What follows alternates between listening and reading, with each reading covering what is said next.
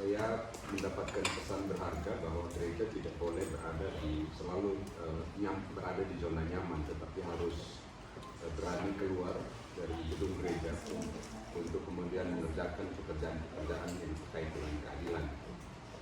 Dan itu yang sebetulnya diajarkan Yesus. Jadi tidak boleh selalu ada di zona nyaman di ruang gereja, tapi harus berani keluar dari tembok gereja dan mengerjakan keadilan.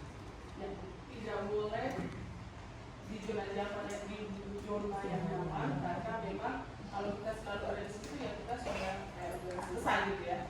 Terima kasih Pak yang lain. Abang-abang yang masih muda ya. Itu menarik saja mengatakan tentang tantangan budaya digital. Saya perhatikan memang khususnya anak muda itu kan sekarang kalau nggak benar-benar itu akan terkontaminasi dengan berita yang hoax. Karena apalagi kalau kita bicara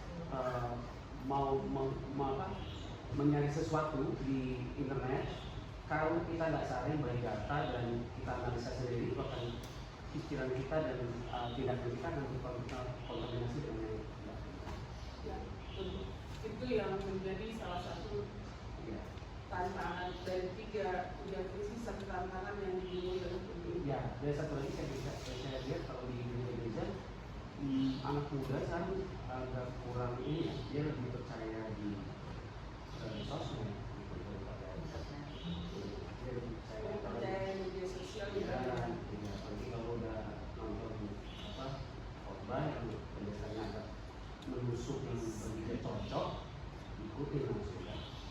Terima kasih. Semua yang Tuhan. Satu hal yang saya dapat, tapi saya menyesal sekali karena usia saya sudah dipengaruhi oleh faktor PDI, penurunan daya ingat.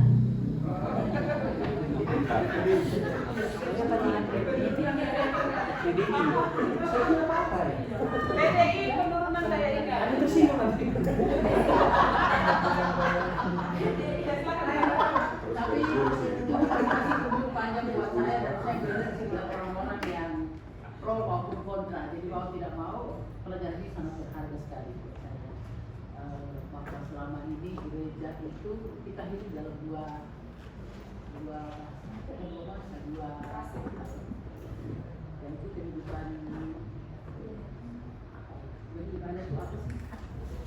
Ritual, ya, ritual dengan ritual, secara ritual dan aktual. Nah, selama ini gereja yang saya lihat pada umumnya yang saya alami itu ininya aja, ritualnya saja. Tetapi sekarang gereja berani untuk kehidupan aktualnya dengan adanya kegiatan ini. Jadi ya, semoga ini bermanfaat dan orang Kristen terutama bisa bersuara bagaimana kita mencintai bangsa dan negara kita yang bisa hidup beragam ini. Terima kasih. Baik, yang lain? Lupakan apa? Kristi. Kalau melihat bagaimana kehidupan anak muda zaman sekarang, ternyata penanaman nilai-nilai dalam keluarga itu sangat penting sejak dini ya, supaya bagaimana antara laki-laki dan perempuan tidak berat sebelah, diperlakukan sama dengan tanggung jawab yang sama, dan anak perempuan juga diberi kesempatan untuk menjadi anak yang pintar, bersekolah yang tinggi. Selama ini kan banyak anak perempuan gak usah tinggi-tinggi lah, nanti larinya juga ke dapur seperti itu ya. Nah, tapi kita sebagai orang yang sudah mengerti tentang itu, kita mulai dari keluarga kita sendiri sampai akhirnya kita bisa mengaruhi orang lain seperti itu. Oke, mungkin cukup tiga dulu, tapi berterima kasih memang kita proses pembelajaran ini sebenarnya supaya kita tidak cuma hanya ikut pelatihan, tapi kita bisa menyerap sebenarnya apa yang disampaikan oleh di workshop kemarin sama yang juga dua sesi yang juga oleh Barat, termasuk di dalam program pelajaran kita, dan apa sih tujuan pembelajaran yang sebenarnya. Ya. Lalu berikutnya di dalam satu kasus itu apa aja ya? Oke, udah jelas dari kelompok satu ya. Silakan didiskusikan. Nah, yang kemudian di kelompok kedua, siapa sih korbannya?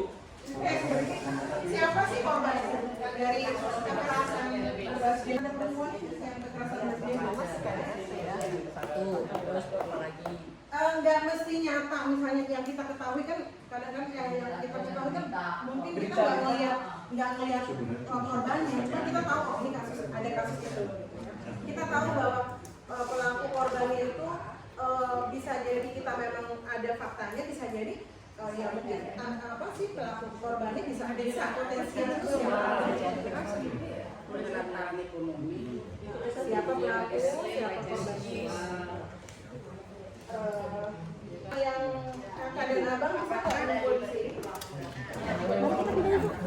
Di bawah itu apa sih coba teman-teman ya? Apa respon dari pertama respon keluarga kita? Respon keluarga terhadap kasus korban.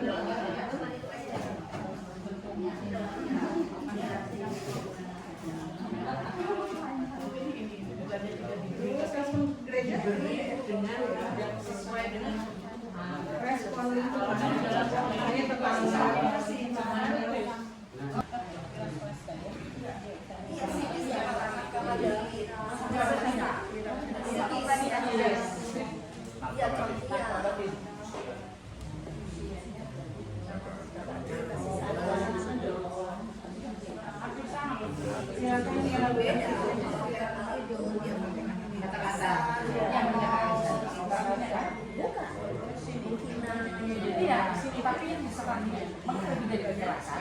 Karena kan perempuan itu menjadi bukan isinya yang kena.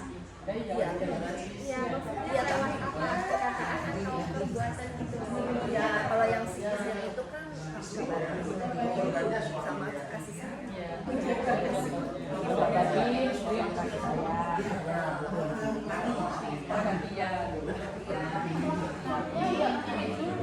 Jadi pelaku dulu.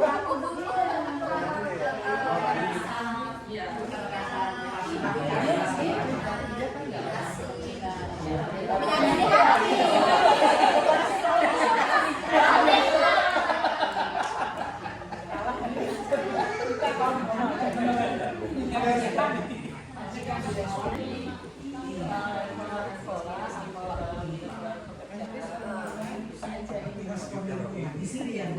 yang lebih dekat dengan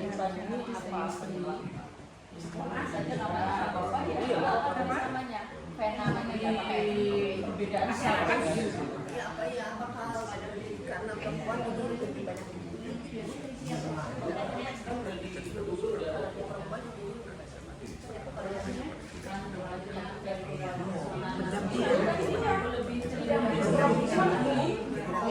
rumah tangga itu adalah pada lantaran ekonomi di mana suami tidak memberikan biaya hidup untuk keluarga.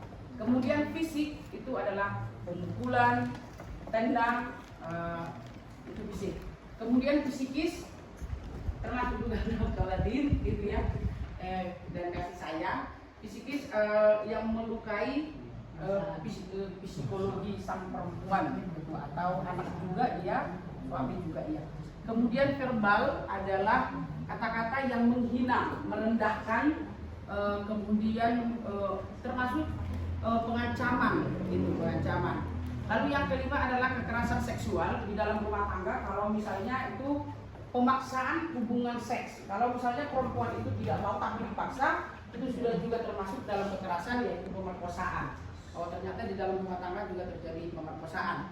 Kemudian kalau secara umum kami katakan ada sih kekerasannya, tapi kami tidak tahu berbasis gender ini nama kasusnya apa. Tapi bentuk kekerasannya adalah bully atau perundungan gitu. Kemudian memfokuskan lagi ini kekerasan seksual yang ada dalam rumah tangga, tapi kekerasan seksual yang secara sekarang ini sudah diundang-undangkan, yaitu tindak pidana kekerasan seksual. Ada beberapa bentuk kekerasannya, tapi memang kami hanya mengingat 5. Yang pertama adalah pemerkosaan, kemudian yang kedua adalah pemaksaan hamil, kemudian pelecehan seksual termasuklah itu catcalling dan body shaming. Kemudian yang keempat adalah pemaksaan alat kontrasepsi gitu, dan yang kelima adalah eksploitasi seksual.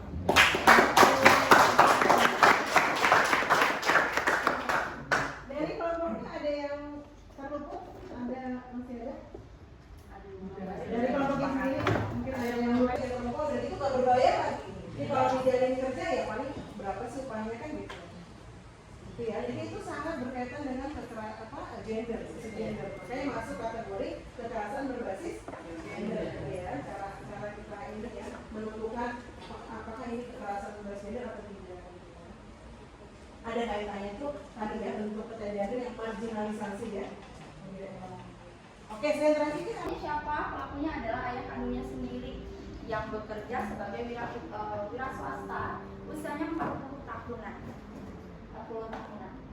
Kemudian yang kedua, ada gadis berusia 20 tahun yang pekerjaannya adalah sebagai asisten rumah tangga. Ini banyak terjadi juga sebenarnya. Dan cara pelakunya adalah majikannya sendiri. Majikannya sendiri, laki-laki yang berusia tidak jauh dari kasus pertama, 45 tahun. Pekerjaannya juga wira swasta. Kemudian kasus yang ketiga, ada seorang ibu, korbannya adalah ibu dan anak laki-laki. Ibu dan anak laki-laki usia di bawah umur juga, SD dan SMA. Kemudian yang ketiga, siapa pelakunya? Pelakunya adalah suaminya sendiri dan ayah kandung yang berusia juga 40 tahun.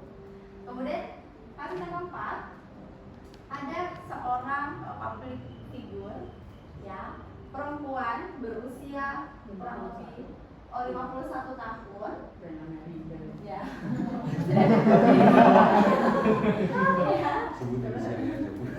Orang Raja Basa itu fenomena. Ya, Anda ya Pak. Sebagai korbannya kita sudah lihat di pemberitaan di media sosial, juga di televisi. Kemudian siapakah yang jadi pelaku? Yang jadi pelaku suaminya sendiri. Iya. Dirawat. Orang enggak. Oke guys.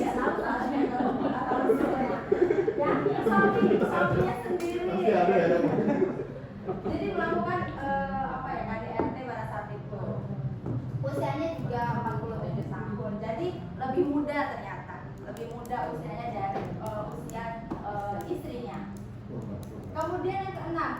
Oh, kelima, kasus kelima. Ya. Kasus kelima, ada siswa SMA kelas 10. Ini jadi korban. Korban apa itu? Ini korban apa, Bu? Oh, bullying. Ada korban bullying. Perundungan. Nah, adalah teman sekelasnya. Teman sekelasnya.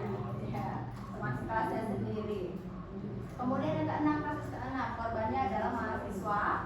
Ini junior, biasanya maba.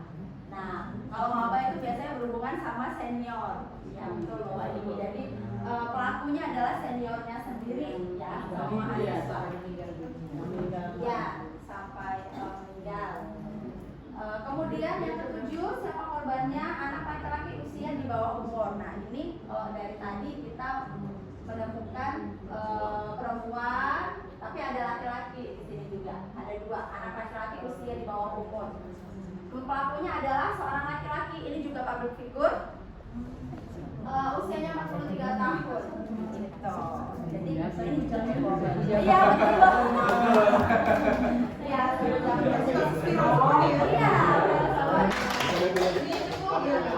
Ya, ada dari kelompok 2 mau Ini menambahkan. mainannya medsos ya. Iya. Ini benar-benar kasus ya. Iya. Ada real. Terjadi. Cepet deh tadi ya. Nah, ada yang mau nambahkan? Atau dari kelompok 3 dan 1? Dan anak yang postur tubuhnya agak subur, terus seringkali jadi korban. Dan saya melihat itu kekerasan. Nah, kalau kita bicara soal konflik dan kekerasan, ada seorang tokoh perdamaian John Tantung bilang kekerasan itu harus dihentikan. Kekerasan langsung itu harus dihentikan dan bullying itu harus dihentikan. Kekerasan itu tidak boleh dibiarkan. Guru harus punya peran untuk menghentikan bullying di sekolah. Karena itu nanti merusak perkembangan jiwanya. Ya, betul. Ya, itu jadi Itu jadi PR kita semua ya. Khususnya untuk di wilayah sini ya. Oke, ada kan yang lainnya? Mungkin boleh dilengkapi ini korban apa? Saya tidak. Kalau ini kan sama. Ini ya kasusnya maksudnya Iya. ya. Boleh? Kalau masih ingat? Ya. Di sini aja dikasih gambar. Sebenarnya kalau di PBB itu dikhususkan anak perempuan, girls ya, anak dan remaja perempuan, ya, karena isu gendernya. Nah, tapi kalau di kita kan karena menterinya itu pemberdayaan perempuan dan anak ya, jadi masuk ke anak laki-laki. Nah, kalau isu gendernya sendiri itu sebenarnya lebih ke perempuan dan anak perempuan. Itu ya nggak apa-apa, kita kan juga nangani anak ya, sebetulnya laki-laki. Jadi lebih kita kalau untuk anak laki-laki itu lebih karena dia rentan sebagai anak. Bisa kami pikirkan bersama itu ada 5. Pertama, biasanya korban mendiamkan, karena biasanya korban perempuan di sini kami itu mendiamkan. Lalu kedua, Nanti nggak ada upaya. ya dia tidak ada upaya sama sekali, hanya diam. Yang kedua, cerita kepada orang terdekat atau orang yang mungkin dia rasa bisa mengerti apa yang dia alami. Enggak cerita ke semua orang. Yang ketiga, menyelamatkan diri. Menyelamatkan diri dalam arti kabur, lari dari rumah. Yang keempat, membela diri, bisa jadi mengancam untuk lapor atau ya kayak Kak Ratna bilang tadi, menusuk suaminya. Yang terakhir, melapor. Ini upaya terakhir yang mungkin bisa kami pikirkan bersama. Mungkin dari nanti kelompok 1 dan 2 bisa menambahkan. Lalu respon keluarga.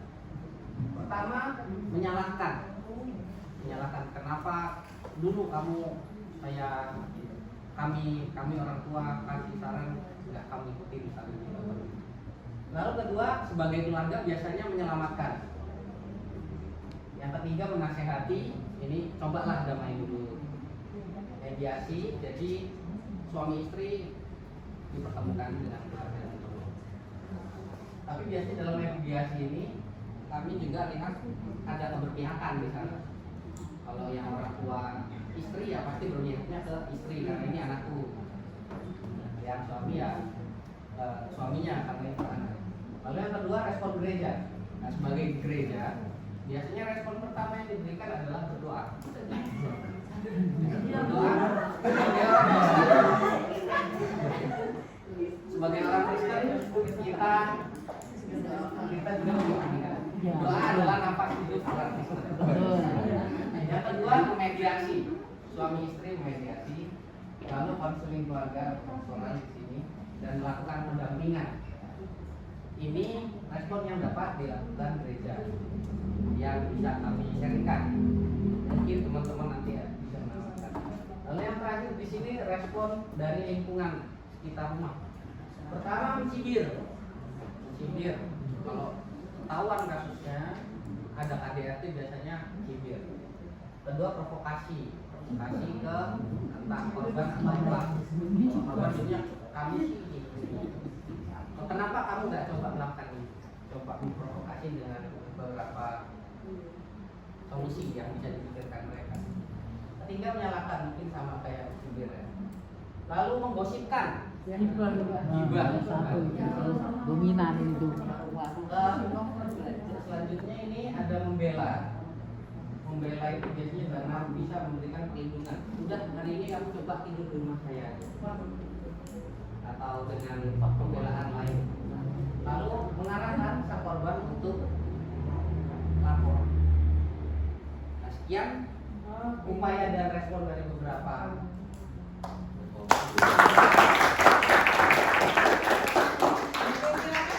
Masih ada waktu yang mau ngasih komen-komen, menambahkan? Itu yang saya lihat kebalikannya juga. Malah keluarga mengatakan kepada istri, kau sudah menjadi milik suamimu, apapun yang dilakukan itu sudah tahun mak. Apalagi kita orang Batak ini asal sangat kok. Itu nggak boleh lagi. Asal sangat kok. Jadi perempuan itu diminta untuk diem aja. Jadi tanda kutip membungkam korban supaya tidak melapor. Membungkam. Itu kalau saya upaya pembungkaman. Jadi kebanyakan keluarga justru menyalahkan ya. Kalau menasihati juga nasihat yang biasa ya. Kamu tuh yang harus sabar, yang wajar lah suami ini. Ada teman yang baik. Tetapi juga ada tetangga yang baik karena ada sesuatu yang dilakukan oleh korban terhadap dirinya. Misalnya, kalau biasanya suka pinjamin apa, gitu ya, sudah dibelah lah, gitu ya. Jadi ada yang memang tulus untuk memberikan pembelaan, tetapi ada juga kepentingan. Masing-masing sesuai dengan ini siapnya ya. Tapi kalau yang tulus biasanya setelah membela dia juga membantu ya, membantu untuk mendapatkan misalnya merujuk, mendampingi ya. Kan ada tetangga yang membantu mendampingi, misalnya dibawalah ke mana ke UPTnya PPA misalnya ya, membela dan mendampingi. Saya senang ikut pelatihan. Materinya oke, narasumbernya oke, anakku semakin membara. Hey ya ya ya, happy ye. Saya senang ikut pelatihan. Materinya oke, narasumbernya oke, anakku semakin membara.